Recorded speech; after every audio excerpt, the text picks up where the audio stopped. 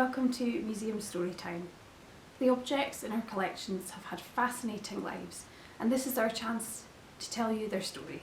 My name's Ailey and I'm going to be your host. Today we're going to be looking at a few objects that are connected to Fridtjof Nansen. First off, let me introduce you to Nansen. Who was he? He was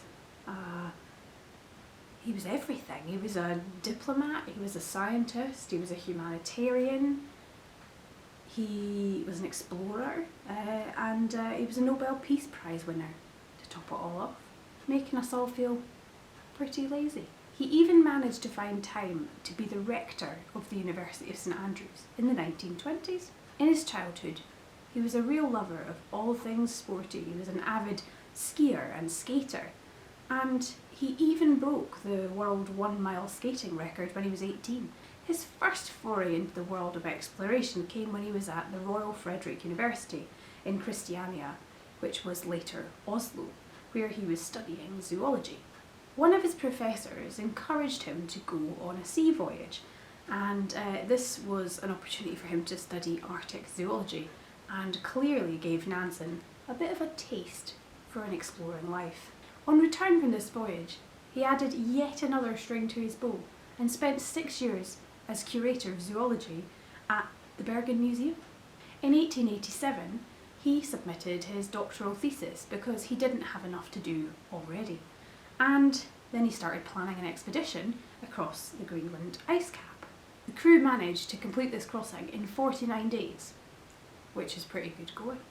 Soon after, he married Eva Sars, who was a pioneer of women's skiing. She was an incredible mezzo-soprano singer, and they were a power couple, if you will.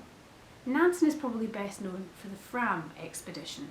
This was his attempt to reach the North Pole. Listen, we've already established that he was a seriously ambitious kind of guy, so this really shouldn't surprise you. Loads of other explorers felt like he was misguided at best for attempting this expedition. One said that it was an illogical scheme of self-destruction. They got pretty close to the pole, but had to retreat. This flag that we have in our collection was the very one that Nansen had decided he would fly at the North Pole on their arrival, but they unfortunately never made it. He also made artworks that reflected his time exploring. So for example, here is a wonderful lithograph of a polar bear that we have in our collection. Returning from this expedition, Nansen became a professor at the university he had studied at, and he wrote a very popular account of the expedition. Now on to Nansen's humanitarian efforts. At the outbreak of the First World War, Norway declared themselves to be a neutral country, and Nansen was appointed the president of the Norwegian Union of Defence. At the end of the war, he ended up playing a pivotal role in Norway's place in the League of Nations, which was formed as an attempt to resolve problems between countries diplomatically and through peaceful means. One of his key duties as part of this was the repatriation of prisoners of war. By 1922, nearly 500,000 prisoners of war had been repatriated to about 30 different countries. As this work was going on, Nansen also became the High Commissioner for the League for Refugees. His main task was to be the resettlement of around 2 million people from Russia who had been displaced by the Russian Revolution. He also attempted through private fundraising to address the famine in Russia at this time. One of the stumbling blocks in his work with refugees was the issue of being able to cross borders legally. Initially for Russian refugees, but extended further and eventually recognised by around 50 countries, the Nansen passport allowed refugees to cross borders safely. All of this combined led to him being awarded the 1922 Nobel Peace Prize.